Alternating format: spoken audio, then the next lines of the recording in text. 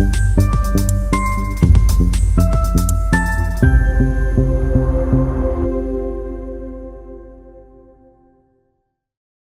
नरेंद्र मोदी ने भारत में जीएसटी की दरों में संशोधन कर राष्ट्र के नाम संबोधन में आत्मनिर्भर भारत के लिए स्वदेशी अभियान को जोर देते हुए सभी से भारतीय उत्पाद खरीदने का आह्वान किया।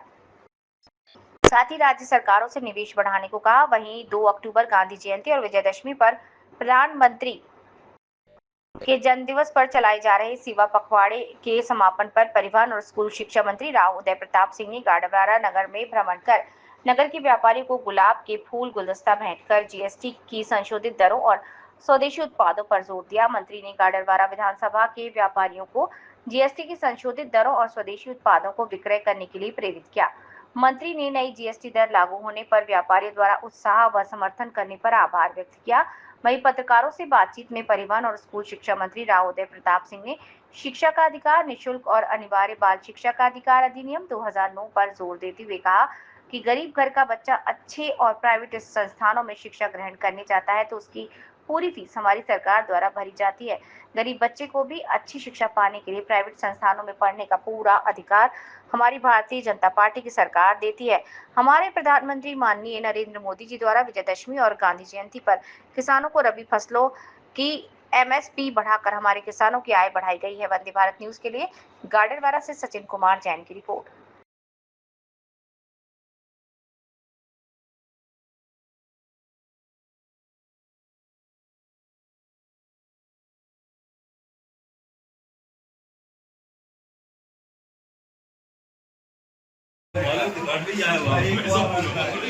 क्या बात रुक जा भैया।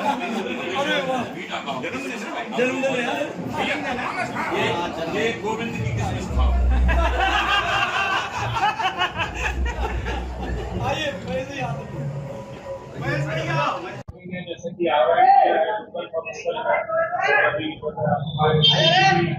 करते हुए व्यापारियों को संदेश देते हुए मैं समस्त देशवासियों से अनुरोध करूंगा कि ज्यादा से ज्यादा हो सके स्वदेशी अपनाएं, क्योंकि देश का पैसा देश में ही रहेगा और हमारी डिपेंडेंसी जो दूसरे देशों पर है वो हमें कम करने की जरूरत है। जब हम डिपेंडेंसी कम करेंगे तब आत्मनिर्भर भारत का निर्माण होगा और उसी से भारत सशक्त होगा। उदय प्रताप जी के द्वारा आज व्यापारियों से नगर में भ्रमण करके संवाद किया है, जिसमें जीएसटी की जो स्लैब जो कम हुए हैं और स्वदेशी अपनाने को लेकर बात की। जीएसटी की दर कम होने से निश्चित ही ग्राहकों को फायदा हुआ है, उनकी क्रय शक्ति बढ़ी है, कई चीज़ों के दाम कम हुए हैं। अगर अपनी लाइन की बात करूं तो मेरी लाइन में जैसे पेस्ट, साबुन, शैम्पू के दाम कम हुए हैं। लगभग 20% तक, 15 से 20% तक अंतर आया है। जो ग्राहक या जो एक पर्टिकुलर आइटम 100 रुपये का आता था तो आज उसकी कीमत 85 रुपये हो गई है। निश्चित ही ग्राहकों का फायदा हुआ है।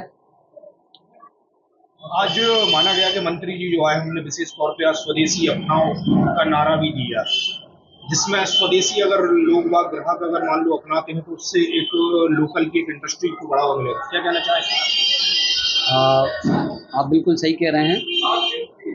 हम लोग जितना ज़्यादा स्वदेशी वस्तुओं का उपयोग करेंगे, देश का पैसा देश में बचेगा, हमारी इकोनॉमी बढ़ेगी। जो छोटी इंडस्ट्रीज चल रही हैं उनको रोजगार मिलेगा, वो इंडस्ट्रीज बचेगी। और प्रधानमंत्री जी का भी यही मत है, उनका भी बार बार मन से यही कहना है कि हमको ज़्यादा से ज़्यादा स्वदेशी वस्तुओं का उपयोग करना है। मध्य प्रदेश सरकार ने जो शिक्षा का अधिनियम लागू किया है, जो आयोजन किया है, तो क्या है शिक्षा का अधिकार? ये शिक्षा का अधिकार आरटीई जो है पहले से लागू है और आरटीई में हर प्राइवेट स्कूल में जो पहली क्लास में एडमिशन जब होता है, नर्सरी में हो, फर्स्ट में हो, उसमें 25% आरक्षण बीपीएल के बच्चों का रहता है। वो बीपीएल का बच्चा उस प्राइवेट स्कूल में फ्री में पढ़ेगा, उसकी फीस सरकार जमा करेगी। तो मध्य प्रदेश में भी हमने इस बार लगभग 400 करोड़ रुपया जो फीस का था बच्चों का, वो प्राइवेट स्कूल के खातों में उस दिन खिड़किया में हमने वो ट्रांसफर किया है, डीबीटी किया है सीधा खाते से। हर साल सरकार 400 से 450 करोड़ रुपया बच्चों की फीस के ऊपर प्राइवेट स्कूल को देती है। और कोई गरीब बच्चा प्राइवेट स्कूल में भी जाता है पढ़ने, तब भी सरकार उसकी चिंता करती है और फीस देने का काम करती है। किसानों के लिए भी कुछ मैं तो आज का दिन बड़ा दिन है हमारे लिए। प्रधानमंत्री जी का मैं हृदय से अभिनंदन करता हूं कि एमएसपी बढ़ाने का काम किया। गेहूं पे एमएसपी बढ़ाई, मसूर पे एमएसपी बढ़ाई, चने पर एमएसपी बढ़ाई और दूसरे अन्य फसलों पर एमएसपी बढ़ाई। दशहरे के अवसर पर मतलब पूरे देश में एक खुशी की लहर है। हम याद करें 2013-14 का उस समय जब एमएसपी 800-900 रुपए गेहूं की हुआ करती थी, आज 2500 के आसपास है। 2800 मसूर चने की एमएसपी होती थी, अब 5700-5800 और 7000 के आसपास है। हर चीज में माननीय प्रधानमंत्री जी के नेतृत्व में किसानों की खुशहाली के लिए, किसानों की भलाई के लिए लगातार निर्णय होते रहे हैं और आज का भी निर्णय एक अच्छा निर्णय है। और माननीय हमारे मुख्यमंत्री जी ने तो एक और कदम आगे बढ़कर मध्य प्रदेश में जो अनाज खरीदी है, अभी सोयाबीन खरीदना है, अब किसान सोयाबीन लाता, वेयर हाउस चिन्हित होते, वेयर हाउस में न पाता, फिर एफएक्यू होता, फिर भंडारण होता, फिर अनेक विसंगतियों से मुक्त करते हुए उसके उत्पाद के ऊपर भावांतर लागू किया। आपका मंडी में जो एक एवरेज मूल्य है, अगर आपका एमएसपी से कम माल बिकता है तो बीच का अंतर वो सरकार देगी, सीधे आपके खाते में देगी। बड़े स्तर, बड़े अध्ययन के बाद में बड़े कर्मचारियों को व्यापक रूप से इसका सर्वे करा के और किस तरह से इस योजना का लाभ दें, योजना सफल हो और इसका दुरुपयोग ना हो पाए, किसान को सीधा पैसा उसके खाते में मिले, मंडी में माल बेचने के बाद सरकार का पैसा किसान के खाते में आए। एक नई भावांतर योजना है और इसमें हम सबको भी सहयोग करना चाहिए, समाज के लोगों को, किसानों को, व्यापारियों को, प्रशासन के लोगों को, क्योंकि ये योजना अगर सफल होती है तो आप ये मानकर चलना, किसानों का वेयर हाउस के सामने लाइन लगाने का जो संकट था वो हमेशा के लिए खत्म हो जाएगा। सेवा पखवाड़ा का और जीएसटी के जो दरों में कटौती की गई है, उसको लेकर आज आप नगर गाडरवारा में व्यापारियों के साथ संवाद करते हैं।